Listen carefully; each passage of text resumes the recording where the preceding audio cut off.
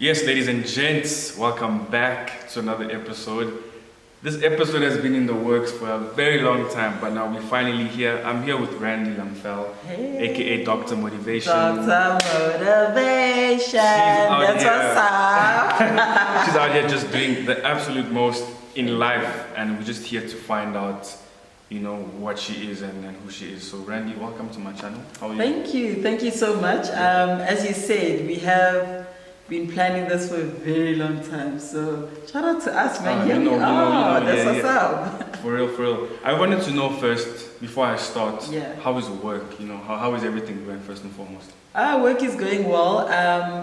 I'm the kind of person who searches for the good in everything. So even if it's tough, I always find the things that make me feel good, or the little thing that's going well, and I amplify that as opposed to amplifying the things that are going wrong. So work is good. That's amazing. All right, so I have a few questions that I'm going to ask you. Okay. And you have to answer, you have to pick one and say why you're picking that one, okay? So the first one, No who would you pressure. choose between Michelle Obama and Oprah Winfrey? Easy, Oprah Winfrey. Why? Because Oprah Winfrey is my girl. Like, I have been following Oprah since I was very, very young. I have Oprah's books. I've been invited to her school to speak to her girls. Okay.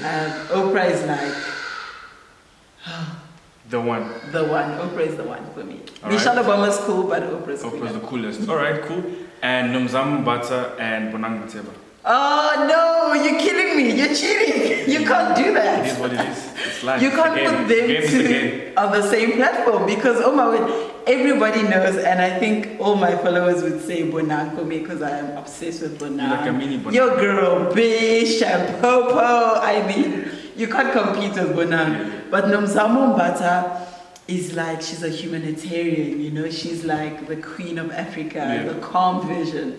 So I think I have to select both because when you put them together, they basically make a mini-me, So I think that both of them should be confident together and then they are perfect. All right, cool. DSTV versus Netflix. Definitely Netflix because Serious? I think, I think I'm one of the few people that still say DSTV. No, DSTV is crap, man. I don't even know what's on. Sorry, DSTV, if you want to endorse me. No, DSTV, I find it very boring and repetitive, whereas Netflix, I think they're original, Yeah, Netflix originals, etc. So I really enjoy Netflix more. Also, I don't have a TV. I don't watch TV. Yeah, because you're so busy. Because I'm so busy, so every now and then I can quickly catch a Netflix episode. But if I switch on DSTV, I just can't find anything to watch. Okay. So by far, Netflix for me. Okay. Wits University and the University of Pretoria, who would you choose? You know what? These questions are unacceptable. I just feel like you are literally putting me between a rock and a hard place. The game is the game. How do I even answer this? Because as you know, I'm a Wits alumni, so I'm like proudly Witsy through and through. And now I'm studying at the University of Pretoria postgrad. I'm a master's student there. So how do I even choose? But to be absolutely honest with you, my heart is with Wits. Proudly Witsy all the way. So guys, always use your heart, not your head. Okay, heels versus sneakers. I would say heels for you. But You anyway, would say heels for me. Okay, versus so sneakers. I used to be a heels girl. I used to love heels. I used to always wear heels. But then I got introduced to Amapiano. And when I got introduced to Amapiano, I understood that you have to wear sneakers if you're going to dance to that music genre the whole night. So I've literally moved from a heels chick to a sneakers chick, and my friends are like, they can't even believe it. But if I'm going to dance, and you know me, when I go out, it's about to go down. I was going to ask, because we always think of doctors as these, straight, focused people and stuff. That. How do you manage to find the balance between being the party girl that you are and being the doctor that you are? Because we had an event, a wedding recently. We left at like 3 a.m. and you were still in the middle of the dance floor. So how do you find that balance? You know what? The thing is, we work so hard that when we play, we need to play harder. Okay, work hard, play harder. It's real. You need to let go, and when you let loose, you need to let loose all the way. So the thing about me is that I'm very strict with schedules. So I know what I'm doing and when I'm doing it, and I'm fully present when I'm doing something. Like right now, I'm here. I'm with Rudy, we're shooting. This is where all my energy is coming to.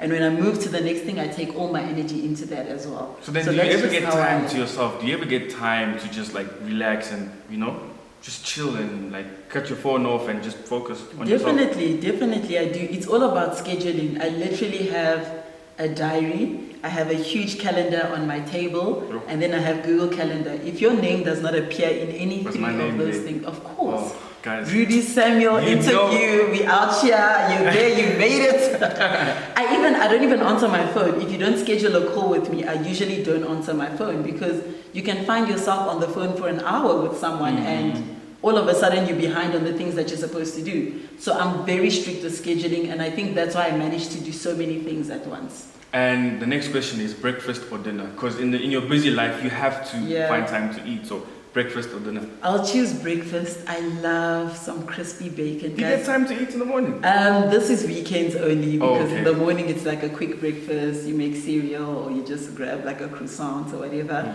But definitely if I had to choose, I'll choose breakfast, because the eggs and the avo and the bacon, I don't think anything compares to a good Saturday morning breakfast. All right. And lastly, natural or the slaying look? What would you choose? Okay, again, these questions, guys, I feel like they just like, you pick the hardest questions out of the hat. So there's a saying, actually, there's a verse in the Bible that says there's a time and a place for everything, which I think is absolutely true. There's a time to slay and there's a time for natural. I would love to choose slay, but I can't, because I think slay puts so much pressure on everyone, and you can't walk around looking like a slay queen every day. You need to also embrace your natural beauty. And as you know, I have shaved my hair. I cut my hair, shaved, wow, dramatic.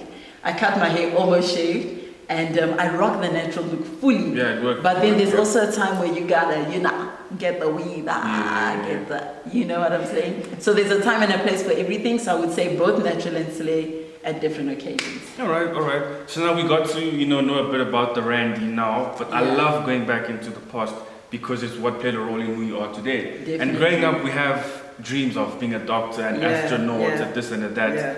And I'm sure you had a dream of being a doctor, and you realized that dream. So I wanted to know, how difficult was it to actually become a doctor? Like, what challenges did you face, and how did you overcome them? Sure, I think med school is something else. Like, in first year in med school, when you get to class, there are so many people that people are sitting on the floor. Literally, we used to run to class, because if you come late, you're going to sit on the floor. And as the semesters go by, you start having space for your bag. Then you have space for your feet. Then you have space for your glasses. The chairs just start to open up, because that's how hard it is. You are under so much pressure. It's like, it's nothing compared to high school. It's absolutely crazy. Luckily for me, I have a great support system. Which is key in life. So I was living at home, so I had my mom, I had my sisters, my brother, everybody was there, they were supporting me. So I had that. God, obviously, always, I actually think that without Jesus, I would not have even made it this far. And then, as always, I've always been quite determined on the end goal. So I know why I came, and every time I fall down, I remind myself, why are you here? What's the end goal? And just keep on pushing. I love that. And what I love about you as well is that you're not just a doctor. There's this brand that you've started called Doctor Motivation. Can you open that up? Because I won't lie to you, I still don't know what exactly it is. It is, You just motivate people? Is it through your words, through your actions? What exactly, or who is Dr. Motivation? Okay, so Dr. Motivation, the brand, Dr. Motivation is like my stage name, it's my social media name. So when I was in varsity, they started calling me Dr. Motivation, because everything I did was motivational. Even if I was doing like a random presentation at school, people would be like, oh my word, that's so inspirational. What? Dr. Motivation. So then I even had it written on the, the last days of school when you go, you have fun with everyone. So I wrote on my top Dr. Motivation. So that's a thing. So I finally launched it or translated that into a brand. So Dr. Motivation, the brand, if I had to find 2 words to describe it, it'll be versatility and joy, right? So basically, as doctors, we've been boxed a lot. We've been told how we need to look, where we need to go, how we need to speak, and all these restrictions have been placed on doctors in order for us to protect the profession. But along my journey, I realized that we don't need to protect the profession, we need to protect the professional. Because without the professional, there is no profession. Does that make sense? So I think in protecting the professional, you need to allow doctors to be who they are. And that's where unapologetically unapologetically so. That's where the versatility comes back, because you'll find that doctors are the most creative people in the world. The most fun people. The most fun people in the world, but they're not given that opportunity to express that side of themselves.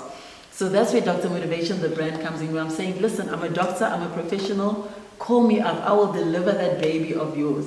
But also call me on a Saturday night and I will rock the party, you know? So I'm basically tapping into the entertainment side of me, because that's actually what I've also wanted to do for a very long time. So Dr. Motivation, the brand, I'm an entertainer, I'm an MC, I'm an events and party host, voiceover artist. Listen, I make the parts, personal development, I'm your girl. Basically, I can just leave and this can be about you. Bye, really bye. Guys, welcome to my YouTube channel. You are so talented and versatile. Like, do you ever like get to a point where you feel like you've reached a plateau, if that makes sense? Absolutely not. I think the dreams are so big that I'm so far from reaching any kind of plateau. So that's deep. Absolutely not. And if you're reaching a plateau, you're not dreaming big enough. You need to get back to the vision board, get back to the drawing board, and dream some more. What makes you who you are? What makes me who I am? Like, because every time we meet, it's always a good time. It's always motivating for me. Where do you get it from? Because life is so hard. People get so tired. People get so confused and whatever. But you always seem like you have it together. How? Okay. Because that is who you are. So how? Personal development. I take personal development very seriously, and that basically means working on yourself and filling your cup up so that when you meet up with people, you have something to pour into them. It's one of my mentors who was saying that even if you arrive empty, your cup is empty, we're still gonna take. So if you're arriving empty, you're in trouble. So I make sure that I always pour into myself. I always read my Bible. I have a coloring book that I literally just color in. It's got Bible verses and I color that in, and that's therapy. Sometimes I go on YouTube and you can literally Google study music or relaxing music. Put that on, start coloring in, think, write, dream. Gratitude, write gratitude list. There's a whole lot of things that I do that feed into the person that I am. So I make sure that I'm always on 100 at all times. That's cool. That's amazing. And you've professed your love for Christ in this interview already, and you're in the science field. I don't know if you got this question before, but how do you? I don't want to call it a balance, but how do you still remain a believer in Christ? And what if you're faced, for example, with a situation where there's no hope here? How do you get me? I don't know if I'm making sense, but how are you able to put your faith with the science, which is always facts? I don't know if you get what I'm trying to say. Yeah, so sometimes it's really hard because science can say things like, okay, you only have 2 weeks left to live, but then Christ alone cornerstone, So my faith will always come first. It will always, always come before science. So in everything that I do at work, I always put it in the hands of God, and then He will decide at the end of the day. That's in the workplace, I always move with faith. Yeah, and talking about the kingdom, you have this thing called kingdom scrubs. I've seen them all over my social media. My cousin who's a dentist as well always wears them as well. So shout out. Shout out. So what is the story behind kingdom scrubs? Yeah. Okay, so first of all, people are very confused. A lot of people think I own a brand of scrubs. So I don't own a brand of scrubs.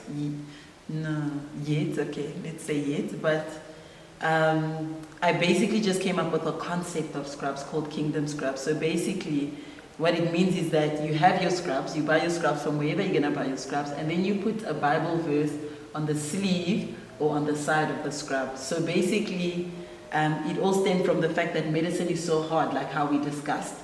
And that a lot of the times to get through it, you basically need God. You need Bible verses to remind you why you started, to remind you why you're here and where you're going.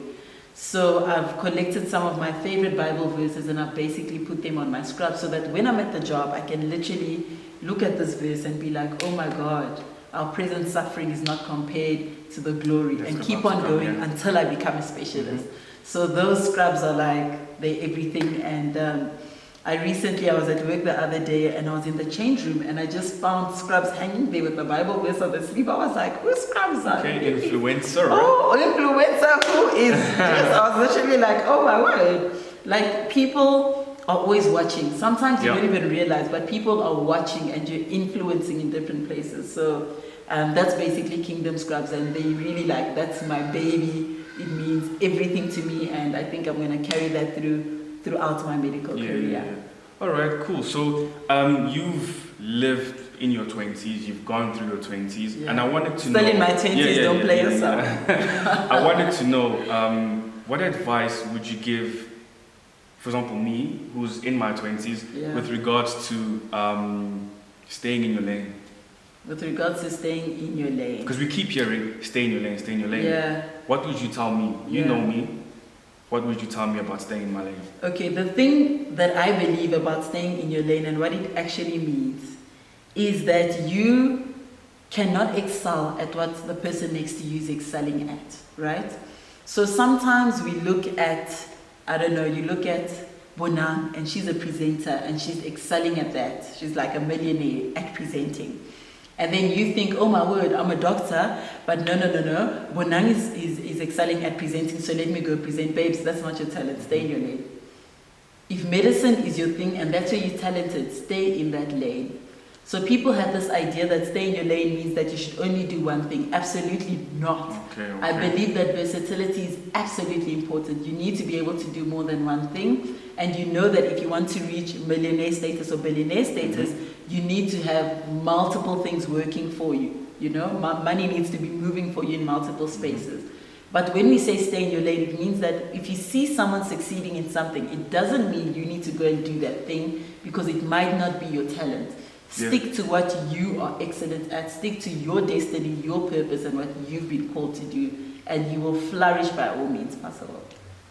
Patience. Patience. What's your biggest lesson that you've had to learn in your life with regards to patience? Besides studying for 7 years to be a doctor, because that in itself is another level of patience. But like in general life, what are some of the lessons that you've learned and that have taught you patience? Honestly, I think I struggle with patience. I really struggle. I'm not a patient person. I don't understand. So you have flaws. And I do have flaws. I'm human. Yeah. I have one of my mentors always says to me that we are the generation of instant gratification. Yeah.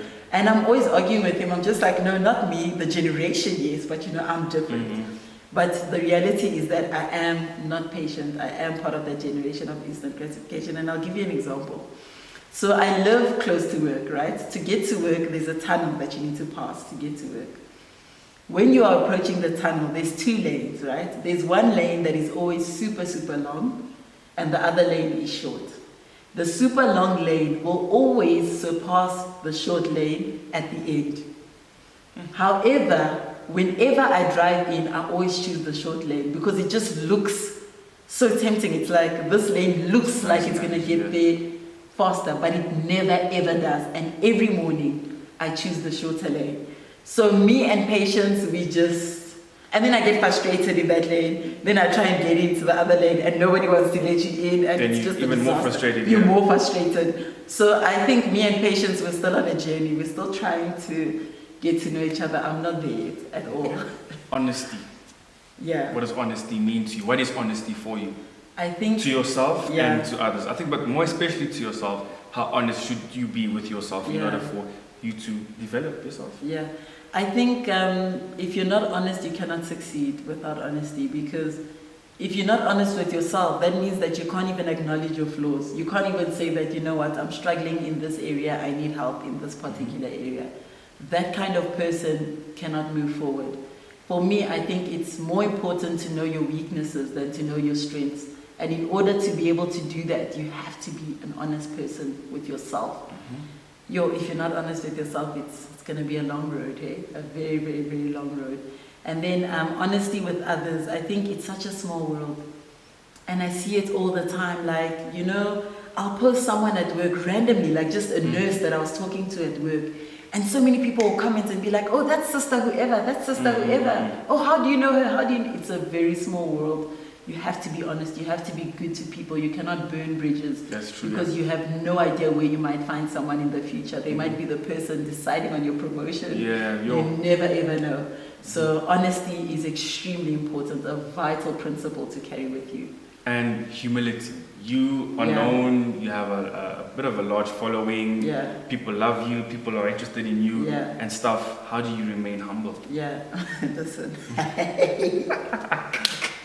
I am extra, I've got the sass, I've got the juice, I don't play. I hype myself up all the time because I think some people take humility too far to the point that they kind of belittle themselves and belittle their achievements and all of. I don't play.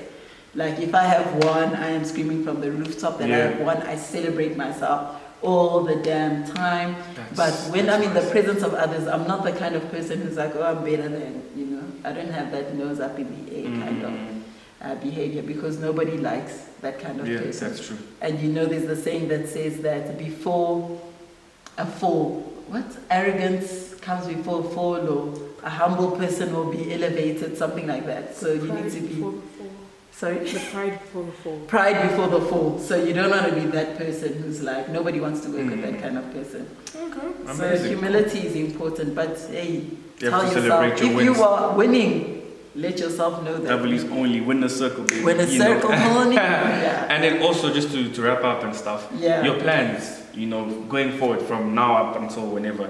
What do you want to do? What do you want to achieve? Where do you want to go? How do you want to be? How much brands do you want to work with? All of that stuff we want to know.